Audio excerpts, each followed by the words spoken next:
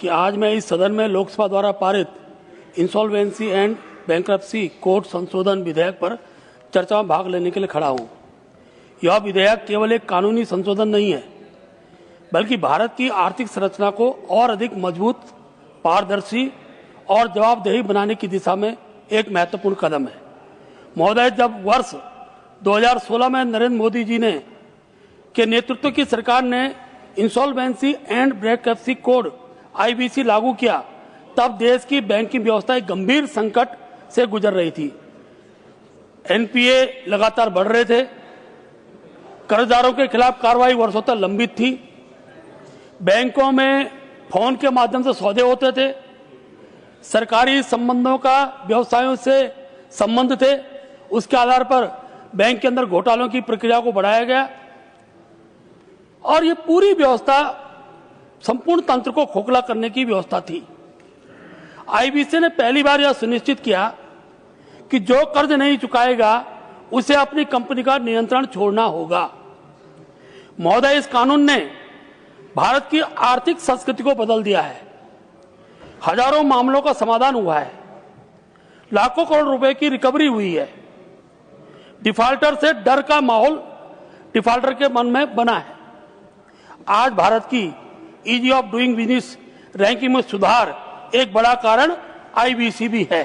इस विधेयक में क्रॉस बॉर्डर इंसॉल्वेंसी का शामिल होना भारतीय कॉर्पोरेट जगत और अर्थव्यवस्था के लिए एक ऐतिहासिक कदम है।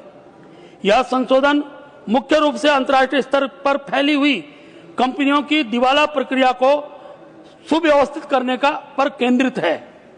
एक कर्जदार कंपनी की संपत्ति एक से अधिक देशों में स्थित है तथा लेनदार भी अलग अलग देशों में हैं, तो वर्तमान व्यवस्था में विदेशी संपत्तियों पर अधिकार प्राप्त करना एक जटिल कानूनी प्रक्रिया थी, जिसे यह विधेयक आसान करेगा।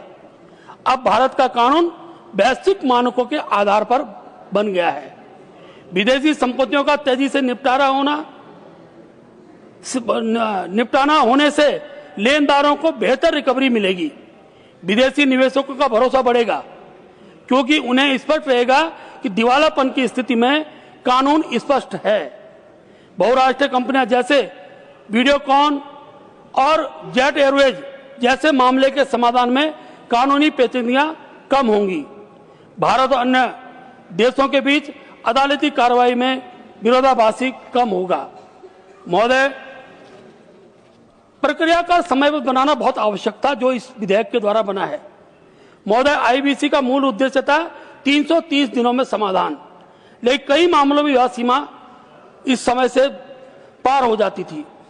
यह संशोधन सुनिश्चित करता है कि आवश्यक देरी को रोका जाए, समय सीमा पर सख्ती से पालन हो। इसमें MSME सेक्टर को राहत मिलेगी। महोदय, MSME भारत की अर्थव्यवस्था की रीढ़ है। इस संशोधन में MSME के लिए समाधान प्रक्रिया को सरल किया गया है।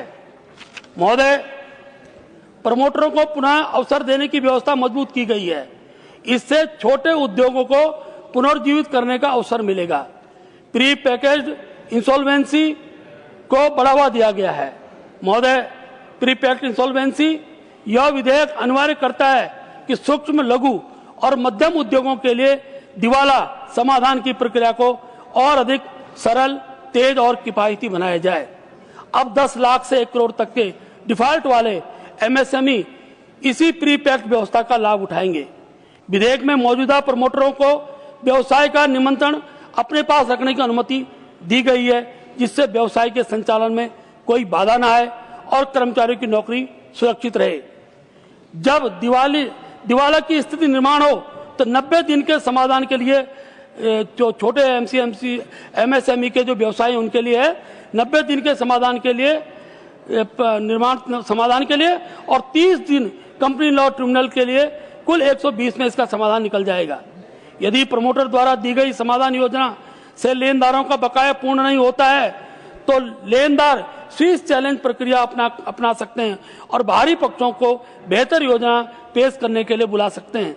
यह विधेयक अनिवार्य करता है कि 66% लेनदार की पूर्ण सहमति इसमें आवश्यक है और अदालत में जाने से पहले यही औपचारिक सहमति कहलाएगी। महोदय, इंसॉल्वेंसी यूटिलिटी का विधेयक में व्यवस्था की गई है। विधेयक में यह प्रावधान किया गया है, यदि कोई वित्तीय लेनदार दिवाला प्रक्रिया शुरू करने के लिए आवेदन करता है तो उसे इंफॉर्मेशन यूटिलिटी IU से प्राप्त डिफॉल्ट का रिकॉर्ड प्रस्तुत करना अनिवार्य या प्राथमिकता पर होगा। इससे NCLT अदालतों को यह तय करने में कम समय लगेगा और चूक से छूट मिलेगी, जिसमें चूक होने की संभावना नहीं रहेगी। UI को इस विधेयक के बाद अब केवल डेटा स्टोर तक सीमित नहीं रखा गया है, बल्कि इसे लेनदारों और देनदारों के बीच के लेन देनों के निरंतर मिलान इससे रहेगा। इससे विवाद की स्थिति कम होगी, क्योंकि ऋण की राशि और चूक की तिथि डेटा में प्रमाणित होगी। अब अदालती कार्रवाई में भारी गवाहों की जरूरत नहीं होगी। कागजी कार्रवाई की अपेक्षा डेटा तुरंत उपलब्ध रहेगा। देनदार बाद में ऋण की राशि को लेकर झूठे दावे भी नहीं कर पाएंगे।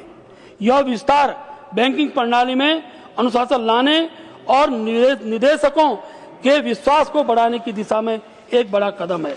महोदय, समय और लागत इसमें दोनों की बचत होगी। धोखाधड़ी और दुरुपयोग पर रोक लगेगी। कुछ तत्वों के कानून दुरुपयोग करने की जो कोशिश थी उस पर भी रोक लगेगी। इस संशोधन से धोखाधड़ी लेन देन पर सख्ती से कार्रवाई होगी। जिम्मेदारी तय करने के प्रावधान मजबूत होंगे। क्रेडिटर के अधिकारों की रक्षा होगी। वित्तीय संस्थानों का विश्वास बढ़ेगा। बैंकिंग प्रणाली मजबूत होगी। महोदय, यह विधेयक केवल कानूनी नहीं बल्कि आर्थिक सुधार है। इससे बैंकिंग सेक्टर मजबूत होगा, निवेशकों का विश्वास बढ़ेगा, विदेशी निवेश FDI को प्रोत्साहन मिलेगा। महोदय, नया भारत आत्मनिर्भर भारत की दिशा मजबूत होगी। महोदय, कुछ मान्य सदस्य विधेयक पर आशंकाएं व्यक्त कर रहे हैं। मैं स्पष्ट करना चाहता हूं, यह विधेयक ईमानदार उद्यमी के पक्ष में है, लेकिन डिफॉल्टर के खिलाफ है। MSME को पहली बार की सकारात्मक राहत दी गई है। न्यायिक हस्तक्षेप कम हो रहे हैं। महोदय, यह सरल संशोधन की दिशा में एक बड़ा कदम है, न कि न्याय को कमजोर करने का प्रयास। सरकार की प्रतिबद्धता है। महोदय, नरेंद्र मोदी जी ने के नेतृत्व में सरकार ने हमेशा से यह सिद्ध किया है कि रिफॉर्म, परफॉर्म और ट्रांसफॉर्म केवल नारा नहीं बल्कि ये हमारी नीति है। महोदय, IBC इसका एक सफल उदाहरण है। महोदय, इससे पहले क्या होता था? किंगफिशर एयरलाइंस के मालिक 900 करोड़ रुपए का घोटाला करके विदेश चले गए। PNB घोटाले के आरोपी नीरव मोदी 13,000 करोड़ का गबन करके देश से भाग गए। मंगलू चौकसी, ललित मोदी, जितिन मेहता, नितिन संगेसरा 5,000 करोड़ से अधिक की धनराशि लेकर गए। चेतन जयंती वारा और संजय भंडारी, ये ऐसे नाम हैं जो बड़े कर्जदार थे, जो देश को छोड़कर भाग रहे थे। निश्चित रूप से इस पे अब इस विधेयक के आने के बाद कार्रवाइयां होंगी। बैंकिंग सिस्टम पर जनता का भरोसा कमजोर होता जा रहा था। आज भगोड़े आर्थिक अपराधियों पर कार्रवाई हो रही है। 2018 में मोदी सरकार ने जो FEO बनाया, उस पर भ्रष्टाचार पर कार्रवाई हुई है। 70 से अधिक अपराधी विदेशों से चिन्हित किए गए। हर साल औसतन 10 से 20 भगोड़े भारत वापस लाए गए। 19,000 करोड़ से अधिक की वसूली हुई। $12 बिलियन लगभग 1 लाख करोड़ से ज्यादा की संपत्ति अटैच की गई। महोदय, यह संशोधन आगे के सुधारों का आधार बनेगा। डिजिटल प्लेटफॉर्म के माध्यम से प्रक्रियाएं तेज होंगी। NCLT की क्षमता बढ़ेगी। पारदर्शिता और जवाबदेही को मजबूत करना हमारा उद्देश्य है। अंत में मैं यही कहना चाहूंगा, यह विधेयक केवल कंपनियों के समाधान का कानून नहीं है, यह भारत की आर्थिक नैतिकता को स्थापित करने का माध्यम है। यह विधेयक संदेश देता है, ईमानदार को सम्मान और बेईमान को दंड।